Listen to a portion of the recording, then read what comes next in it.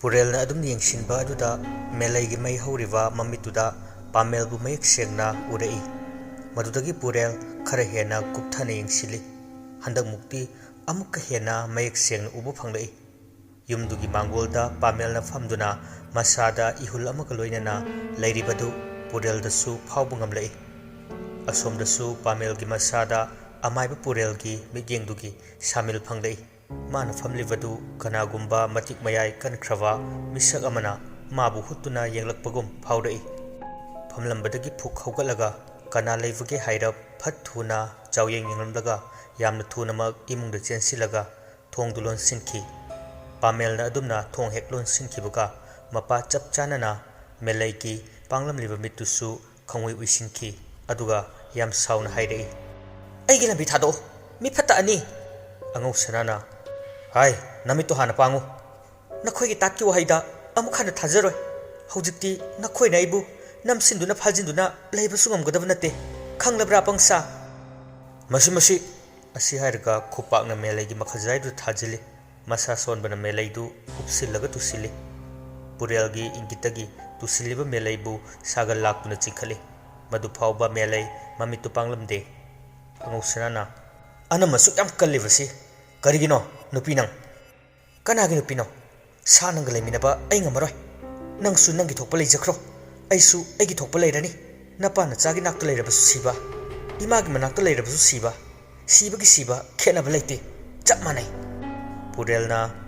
"ꯍꯥꯏ ꯃꯦꯂꯩ, ꯅꯪ ꯑꯩꯁꯤ ꯀꯅꯥꯅꯣ ꯈꯪꯂꯕ ꯅꯠꯇ꯭ꯔꯥ? ꯑꯗꯨꯅ ꯅꯁꯥꯅ ꯈꯪꯅ ꯅꯃꯤꯠ ꯑꯗꯨ ꯄꯥꯡꯊꯣꯛꯎ꯫ ꯐꯖꯅ ꯂꯦꯝꯅ ꯍꯥꯏꯕꯁꯤꯗꯤ ꯌꯥꯍꯧ꯫ ꯅꯪꯒꯤ ꯁꯥꯐꯣꯡꯂꯤꯕ ꯂꯥꯏꯗꯨꯕꯨ ꯁꯥꯟꯅꯕ ꯉꯝꯕ ꯅꯨꯄꯥꯅꯤꯅꯦꯀꯣ." "ꯍꯅꯨꯕ ꯃꯤ ꯐꯠꯇ, ꯅꯪꯒꯤ ꯑꯔꯣꯏꯕ ꯄꯨꯡꯐꯝ ꯌꯧꯔꯛꯂꯕꯅꯤ꯫ ꯅꯪꯒꯤ ꯃꯍꯩ ꯃꯌꯥꯝꯗꯨꯅ ꯅꯪꯕꯨ ꯀꯟꯕ ꯉꯝꯕ꯭ꯔꯥ ꯌꯦꯡꯖꯧ." "ꯏꯌꯥ, ꯈꯪꯒꯅꯤꯔꯣ ꯁꯔꯤꯁꯣ, ꯄꯨꯔꯦꯜ ꯑꯩꯕꯨ ꯁꯤꯡꯅꯕ ꯁꯥꯏ꯫ ꯑꯉꯧꯁꯅꯥ, ꯅꯪꯒꯤ ꯅꯨꯄꯤꯁꯤ ꯍꯣꯔꯦꯟ ꯅꯨꯃꯤꯗꯥꯡ ꯑꯩꯒꯤ ꯌꯨꯝꯗ ꯀꯅꯥ ꯎꯍꯟꯗꯅ ꯄꯨꯔꯛꯀꯗꯕꯅꯤ." ꯃꯁꯤ ꯍꯥꯏꯔꯝꯂꯒ ꯄꯨꯔꯦꯜꯗꯨ ꯌꯥꯝꯅ ꯁꯥꯎꯅ ꯃꯌꯨꯝ ꯍꯟꯈꯤ꯫ ꯑꯉꯧꯁꯅꯥꯁꯨ ꯃꯦꯂꯩꯕꯨ ꯁꯥꯒꯜ ꯂꯥꯛꯇꯨꯅ ꯐꯨꯗꯨꯅ ꯏꯃꯨꯡꯗ ꯄꯨꯁꯤꯟꯈꯤ꯫ ꯑꯗꯨꯒ ꯅꯨꯃꯤꯗꯥꯡ ꯇꯥꯕ ꯉꯥꯏꯔꯒ ꯂꯩ꯫ ꯊꯕꯛ ꯑꯃ ꯇꯧꯒꯗꯕ ꯂꯩꯔꯕꯗꯤ ꯉꯥꯏꯍꯥꯛꯇ ꯋꯥꯈꯜ ꯆꯣꯏꯊꯣꯛꯇꯅ ꯂꯩꯒꯟꯕ ꯀꯥꯡꯕꯨꯅꯤ ꯑꯉꯧꯁꯅꯥꯒ ꯄꯨꯔꯦꯜꯒ ꯑꯅꯤꯁꯤ꯫ ꯃꯥꯟꯅꯕ ꯆꯥꯛꯇꯥꯃꯤꯟꯅꯩ ꯍꯥꯏꯔꯤꯕꯅꯤ꯫ ꯐꯅ ꯄꯨꯡꯕꯥ ꯆꯥꯅ ꯇꯤꯟꯅꯖꯕꯅꯤ ꯃꯈꯣꯏ ꯑꯅꯤ, ꯆꯍꯤ ꯈꯔ ꯈꯦꯟꯅꯖꯔꯕꯁꯨ꯫ ꯌꯨꯝꯗ ꯉꯥꯏꯍꯥꯛꯇ ꯂꯩꯇꯕ ꯊꯋꯥꯏꯁꯅꯥꯗꯨ ꯃꯝꯁꯤꯜꯂꯛꯂꯕ ꯃꯇꯝꯗ ꯃꯌꯨꯝꯗ ꯍꯟꯖꯤꯜꯂꯛꯏ꯫ ꯃꯥꯅ ꯏꯃꯨꯡ ꯆꯪꯂꯛꯄꯗ ꯌꯨꯝꯒꯤ ꯊꯣꯡꯒ ꯏꯍꯥꯡ ꯍꯥꯡꯂꯝꯃꯤ꯫ "ꯑꯦ ꯄꯥꯕꯨꯡ, ꯄꯥꯕꯨꯡ!" ꯀꯧꯗꯨꯅ ꯃꯃꯥꯕꯨ ꯄꯨꯟꯗꯨꯅ ꯊꯝꯕ ꯀꯥꯗꯨꯗ ꯆꯪꯂꯛꯏ꯫ ꯃꯄꯥꯅ ꯃꯃꯥꯕꯨ ꯃꯈꯣꯡ ꯃꯈꯨꯠ ꯑꯅꯤꯃꯛ ꯄꯨꯟꯁꯤꯜꯂꯝꯃꯤ꯫ ꯃꯗꯨ ꯎꯕꯗ, "ꯄꯥꯕꯨꯡ, ꯀꯔꯤꯅꯣ ꯇꯧꯔꯤꯗꯨꯅ?" ꯑꯉꯧꯁꯅꯥ ꯃꯆꯥꯅ ꯍꯪꯂꯤꯕꯗꯨ ꯄꯥꯎꯈꯨꯝ ꯑꯃꯠꯇ ꯄꯤꯔꯛꯇꯦ꯫ ꯑꯗꯨꯝ ꯄꯨꯟꯐꯝ ꯊꯣꯛꯄ ꯃꯦꯂꯩꯕꯨ ꯄꯨꯜꯂꯤ꯫ ꯃꯄꯥꯅ ꯈꯨꯝꯂꯛꯇ꯭ꯔꯕ ꯑꯗꯨꯗ ꯊꯋꯥꯏꯁꯅꯥꯁꯨ ꯑꯗꯨꯝ ꯌꯦꯡꯂꯒ ꯂꯩ꯫ ꯄꯨꯟꯕ ꯂꯣꯏꯔꯒ ꯑꯉꯧꯁꯅꯥꯅ ꯃꯦꯂꯩꯒꯤ ꯃꯆꯤꯟꯗꯨ ꯐꯤꯕꯨꯟ ꯅꯝꯁꯤꯜꯂꯤ꯫ ꯑꯗꯨꯝꯅ ꯇꯧꯔꯕ ꯑꯗꯨꯗꯗꯤ ꯃꯦꯂꯩꯗꯨ ꯃꯄꯨꯔꯣꯏꯕ ꯑꯃꯗꯤ ꯃꯆꯥꯕꯨ ꯋꯥꯔꯧꯅ ꯅꯤꯡꯉꯝꯗꯕꯒꯤ ꯃꯤꯠꯌꯦꯡꯅ ꯃꯃꯤꯠꯇꯒꯤ ꯃꯄꯤ ꯂꯦꯞꯄ ꯂꯩꯇꯅ ꯆꯦꯟꯊꯅ ꯌꯦꯡꯖꯔꯛꯏ꯫ ꯉꯁꯤꯗꯤ ꯊꯋꯥꯏꯁꯅꯥꯒꯤ ꯊꯃꯣꯏꯗꯨ ꯃꯃꯥꯒꯤ ꯊꯧꯔꯕ ꯋꯥꯔꯧꯕꯒꯤ ꯃꯤꯠꯌꯦꯡꯗꯨꯅ ꯁꯧꯗꯣꯛꯍꯜꯂꯦ꯫ ꯑꯗꯨꯅ ꯆꯪꯁꯤꯜꯂꯒ ꯃꯄꯥꯕꯨ ꯈꯥꯝꯃꯤ꯫ "ꯄꯥꯕꯨꯡ, ꯏꯃꯥꯗ ꯁꯨꯃꯥꯏꯅ ꯇꯧꯕꯤꯒꯅꯨ, ꯃꯁꯤ ꯐꯠꯇꯦꯅꯦ." "ꯍꯥꯏ, ꯅꯪ ꯑꯐ ꯐꯠꯇ ꯌꯥꯝ ꯈꯪꯕ꯭ꯔꯣ? ꯍꯥ? ꯐꯠꯇꯕ ꯍꯥꯏꯁꯤꯅ ꯀꯔꯤꯅꯣ, ꯑꯐꯕ ꯍꯥꯏꯁꯤꯅ ꯀꯔꯤꯅꯣ? ꯑꯃꯨꯛꯇ ꯍꯥꯏꯔꯛꯎꯅꯦ, ꯍꯥꯏꯔꯛꯑꯣꯕ." "ꯆꯠꯊꯣ, ꯑꯉꯥꯡ ꯊꯧꯔꯝ ꯅꯠꯇꯦ ꯃꯁꯦ, ꯑꯉꯥꯡꯗꯤ ꯑꯉꯥꯡ ꯑꯣꯏꯅ ꯂꯩꯌꯨ." "ꯄꯥꯕꯨꯡ, ꯑꯩ ꯑꯉꯥꯡ ꯅꯠꯇ꯭ꯔꯕꯅꯤ꯫ ꯅꯆꯥꯅ ꯍꯥꯏꯕꯁꯦ ꯇꯥꯕꯤꯌꯨ ꯀꯩꯗꯧꯕꯒꯦ? ꯏꯃꯥꯗ ꯁꯨꯃꯥꯏꯅ ꯇꯥꯊꯤ ꯇꯥꯑꯣꯏꯅ ꯇꯧꯔꯒ ꯄꯥꯕꯨꯡꯗ ꯀꯔꯤ ꯇꯣꯡꯖꯕ ꯂꯩꯕꯒꯦ? ꯏꯃꯥꯒꯤ ꯃꯇꯧꯁꯤ ꯌꯦꯡꯕ ꯉꯝꯗ꯭ꯔꯦ." "ꯍꯩꯄꯥ ꯌꯥꯝ ꯁꯥꯔꯦꯗꯥ, ꯅꯪꯉꯣꯟꯗ ꯌꯦꯡꯉꯨ ꯍꯥꯏꯕ꯭ꯔꯣ? ꯍꯥ? ꯂꯩꯐꯝ ꯊꯣꯛꯄ ꯂꯩꯌꯨ꯫ ꯆꯒꯠ ꯌꯥꯎꯔꯛꯀꯅꯨꯀꯣ, ꯌꯥꯎꯔꯛꯀꯅꯨ ꯍꯥꯏꯔꯤꯁꯤꯅꯤ꯫ ꯆꯩ ꯆꯥꯅꯤ꯫ ꯑꯩꯅ ꯇꯧꯔꯤꯁꯦ ꯃꯔꯝꯆꯠ ꯑꯗꯨꯒꯤꯅꯤ, ꯆꯞ ꯆꯥꯕ ꯊꯕꯛꯅꯤ." "ꯏꯃꯥꯒꯤ ꯂꯝꯆꯠꯅ ꯄꯥꯕꯨꯡꯗ ꯀꯩꯗꯧꯔꯕꯒꯦ? ꯂꯝꯆꯠ, ꯏꯃꯥꯅ ꯀꯔꯤ ꯑꯣꯛꯇꯕ ꯂꯝꯆꯠ ꯆꯠꯂꯝꯃꯒꯦ? ꯄꯥꯕꯨꯡꯒꯤ ꯅꯆꯤꯟꯇꯅ ꯄꯪꯍꯥꯏꯗ ꯍꯥꯏꯕꯅꯤ, ꯃꯤꯠꯅꯗꯤ ꯅꯣꯡꯃꯇ ꯎꯗꯕ." "ꯄꯥꯕꯨꯡ, ꯅꯪ ꯐꯠꯇꯕ ꯋꯥꯈꯜ ꯑꯗꯨꯝ ꯈꯜꯂꯒ ꯂꯩꯔꯗꯤꯅꯦ, ꯑꯐꯕ ꯑꯝꯇ ꯑꯣꯏꯔꯣꯏ, ꯑꯐꯕ ꯑꯝꯇ ꯊꯣꯛꯂꯛꯑꯣꯏ꯫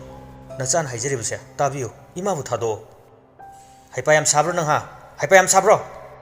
ꯊꯋꯥꯏꯁꯅꯥꯕꯨ ꯃꯊꯣꯡ ꯃꯔꯝ ꯈꯪꯗꯅ ꯄꯣꯞ ꯊꯥꯖꯤꯜꯂꯤ꯫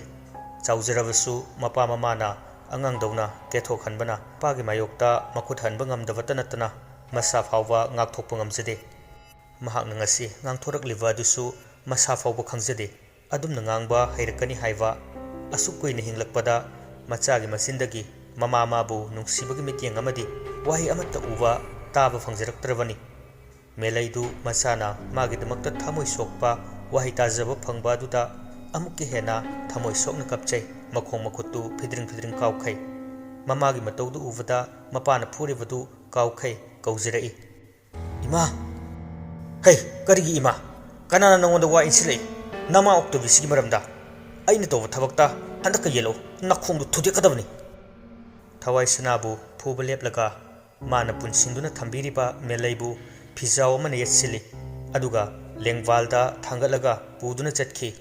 thawai sanasu mamabu pukhibadu khamjahoba ngamjadana tuminna angang macha dauna kaptuna lehawi ngasidi mahak mapukning adukki matik nungsiba poi yenglu uruba khudimak ma ki thamoida yubugum tawri mamabu punduna thambiba mafam adu ichai chairi mama gi damakta thambiri wa saktusu yengbada hainade hui hodongda pijanaba pulap to silaga thabugum machi machi da pumchai chairi thawai sanadu mamabu punduna thamlamwa mafam aduda sangsinduna phamlaga pena kapli adungai mamana piklingai mirol tarakpa matamda mamana mabu nungsina luna cheksinna senabiba मागिदमक्ता अहिंग कया तुमखिदवा सिंगदु निंगसिंगलई मथंग मथंग अहिंग चुप्पा माबु पोदुना नाउसुम इसै सकफिकिवा ममाबु यामना नुक्सिबा पोगलई खंगहौदे मचिन थोकना हाइदोखि इमा मपीदु फटफट तैथोकलगा मपाना थांगदुना पुखिवा ममागी मतुंग इनदुना लाई महाक अदुम खंगी मपाना ममाबु पुदुना चटलिबदु अमाइबा पुरेलगिदनी पुरेलगिदा नत्तना अतोप्पा मफमदा मेलैबु पुदुना चटकदबा मफम लेते असुमना पुरेलगी मांगोल यौरक्लबदा खोंथांग अदु तपथै थोंदु हाइफेट नमदुना येंगी पुना थारमदे अदुदगी थवai सनादु तपना इमुंगदा चंगलक्लगा कदोमदा संगसिगे खलिंगैदुदा पुरेलगा अंगौसनागा वारी सानबदु तारक्लदुना तारक्लेबु खोंजेल अदोमदा खोंथांग मखोल थोखंदना चंगसिलै अदुगा थोंजिनदा लुमलगा चेपथदुना का मनुंगदा तौरिबा सिंग अदु येंगी पुरेलगी लाइतौ तिनथौ तौबदा सिजिनबा का अदुदनी मेलैबु फजना फमहलगा थमी मखों मखुत पुलिवा अदुसु पुंद्रे थादोई थादोक्लबसु मेलैदी चेनगे हाइवा वखल अमत खंदे मागी लैफम थोकपा तुमिना फमदुना लै पुरेलना मेलैगी मांगदा मै होगले अतोप्पा लाइगी पोलम खरसु याउरी अदुदगी मचिंदा लैवा सोंदुना मेलैगी पांगलिबा ममित अदु ngasai makhoina ukiwa adugumna maibul hauna matik mayai pumba phudoknava hotnari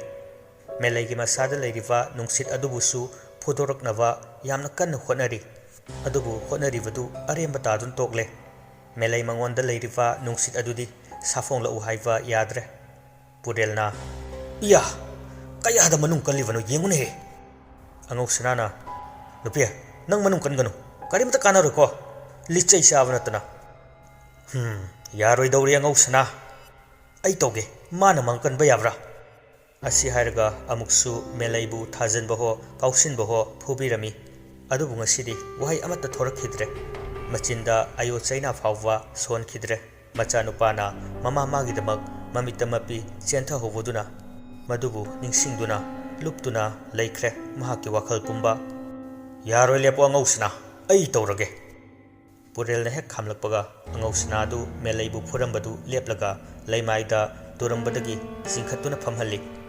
नंग नंग नंग आई खुत सोइना सिदोरिबनी कुइररोय सोरदु फी फी कामलगा नाकंदा फमथै पुरेल सु नोकफेट तौरई अदुगा नंग नंगमब्रा आई नंगमब्रा हाइबदु येंगनब तारेनिको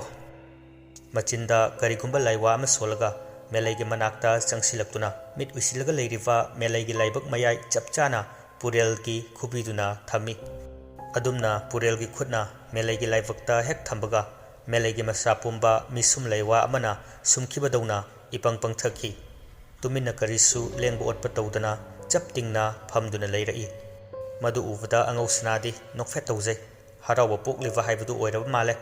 थवाई सनादी मखुद अनिमक मचिंदा मेंसिनजै पुरेल सु माना नहान मखै होना जरकलिवा अदु माइ पाकपगुम उरई तपना तपना महाकी ममित्ता पामेल ममा मसाना लैरिवा युम इंखोलदु मयेक सेंगना उबा फंगलई अदुदगी assume मनुंग हुच्चिन्ना उरकपदगी युमदुगी लाइकादा लाइनिंगथौ लाइमरेम्बी अनीगी खुबमगी नाकन ओइरपना थमलिवा उpu अदुगी मनुंगदा यामना सेक्सिन्ना फिथुप Marol मरोलगी ख्वाइदगी मनुंग थंगना लोतुना थमलिवा मयामदगी tokhaiva fiom adu tarang mayek sengna uba phangle purel usilamba mamit adu sat pangthorei maithong makalam takna amuk sat usili handaksu adumak mana ukhiwa maongdu karimata kaidana uba phangle adudagi purel mittamna pangthoraklaka mahaki famfam langda hanjilaga phamtharei melaiti asibadawna mana famliwa mafam aduda adumak tuthakhrabani tuthakriva melaibu hanna yengbiruba tawdana angoksanaga purelga wari sanaduna leithoi purelna leire maibu phina kayam kuina kuptuna thamba ngamgani angoksanana ha aikhoigi mangkhiba pot adu phanglagadaba phanglagani leire hojik su nupi adugi khutta leiri mapop kaidana as nena hektai makha tabdi kari karamba thabak pangthokani tada manungda apok mapaga purelga sanahori bawari du makha tana taramba tawdana angoksana purelgi yumdagi thokhirami melegi laivakna kadomda pamel amadi mani anina kari aronba thabakpu pangthoklubagi amaiba purel amadi angoksana manigi makut leirifa posak amabu lona thiramliva makhoigi mangfadrava maralni khana yengba tabani ahing asimadi thawai sanagi wakhal tarakpa numit ama oiduna amadi purel amadi angoksana anigi laivakta numit thokpagum harauba numit ama oiki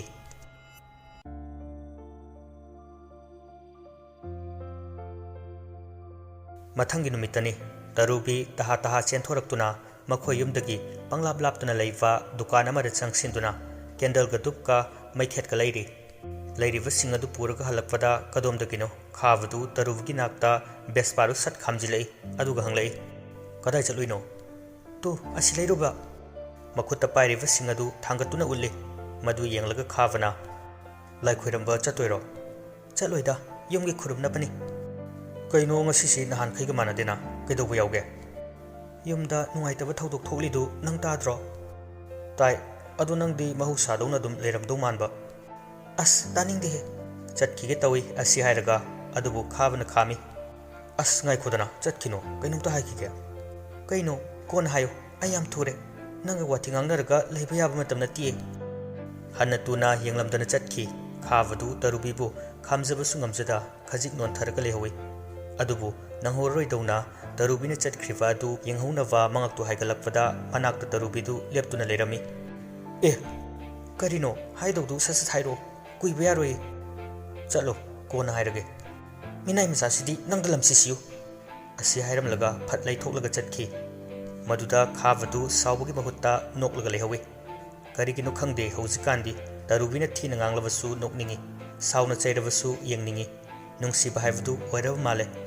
mana khalibu wakhala sibu maching fattaba nupa maraya mahenba tarubina karibu haibirakadoriba tarubina yabiraktaba khabagi wakhaldi atiyada koipai pairaga lekravani mana hainingliba wahaidu haiba fawwa phanghodrabasu karinu mathanta panghada harawi as yareda masak ure saurasu pairasu hojikti yenglu khuding inungdu nungsi ifada fazai haibadu tauredana hallage wathok lanthoksu khara thoklaga leivanina kuina panthana leiramdana mayu maikai pangki ngasi su mahusagum khavana chatkhiwa maikai aduda matungdu imam mamsil hawi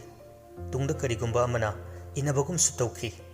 masi micham amanadi hekta khangba ngamba natte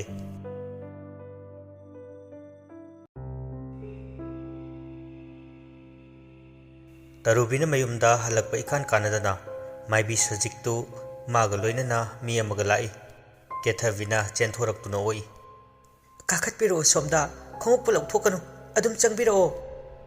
sajiksu kethavi hoigi mangkholda khongna hek netpaga yang lawi yumdu khawang chingduna khongbugum torei adumaina torakpa aduda amai bi sajiktu machi lengdana yumduda yengduna lai mana adumna yenglubada isuksu iyumadu kethavina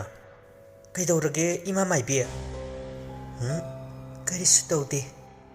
sor sangna hondoklaga changba hurei adubu sajik mabu changlakanu haibagi maongda inthoknava kanna honarei imungsida leiriva phattaba thawai kharasina sajikpu sauna mit khan yenglei madu sajik nangam namak urivani maramaduna machinda murum sonba lepte yamna mikum nahum singna changi Kethavina chawbugi manakta sajikpu pusilai sajikki akoibada leiriba phatraba thawai adudi sajikpu lakpada haraubagum tawi maramdi sajikna chawbugi mompak makhara thamliba phijet adu lawthokhragani khanduna madu lawthoklabadi makoina khudakta chawbusu chongsinduna chava yagadoribani Kethavina Ima mai be fisida phamsi yarani kadai maira chukhatke karisu panthadana maira hana chukhali aduga dup amuk chui adudagi kadu saptrama tawrai amai bi sajik phawba ithak thakali phaglang marina koisiliba kadu nikpugum tawrai adudagi leiriba chawbugi upusing adusu matomta tapna hangdorai upudu yauriba fisingdu mathang pop leimaida ontharai sajik mit sangdoktuna thawong sing adubu kini yenglaga lei amai bimana phawba akiba poklaba sinadi atai leiriba yumsigi mi singdi kari oigani pulap ta silaga lei adumna fi singdu leimaida loina thadaraga maya maraktagi fi ama chenduna purakpagum sajikki manakta asum naksilai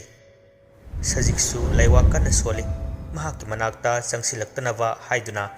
mana leiwa sonjai haibagi wani kari sukanade Fidu amai bi sajikki ngaksamda khangyet yetsilai adumna tawrakpa aduda sajiktu phidring kauduna lei mayamdudi changsinba sungamda kumai yengbada thak niktuna lei maru oina Kethavi lemba tarubi chinglemba makhoi marini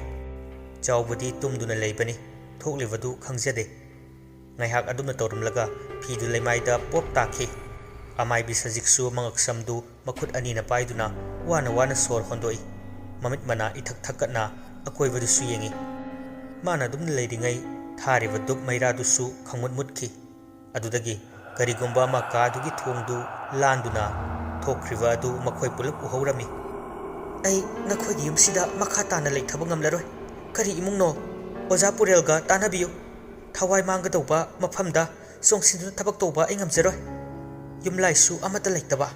nakhoi gi thawai du onthokna kankhre Sibana bathoktribadu ai phawba hatke tawbungamba thawaisina imungsida leiraga irenjana leithoknarami yumlai oiriba lining thawlei marendi yana khalu khada saijin sayada naptuna leiraga nakhoina matau karamna nungaina leigadoribano ai chale icha isu ubu phangdana ngasi thawai tharamgadida makhatana leitharamdana amai bisajik yumsi thadoktuna chenki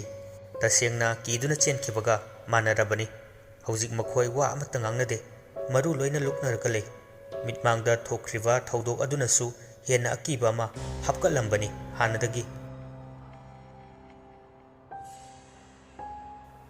numitsigi numidang wairamdani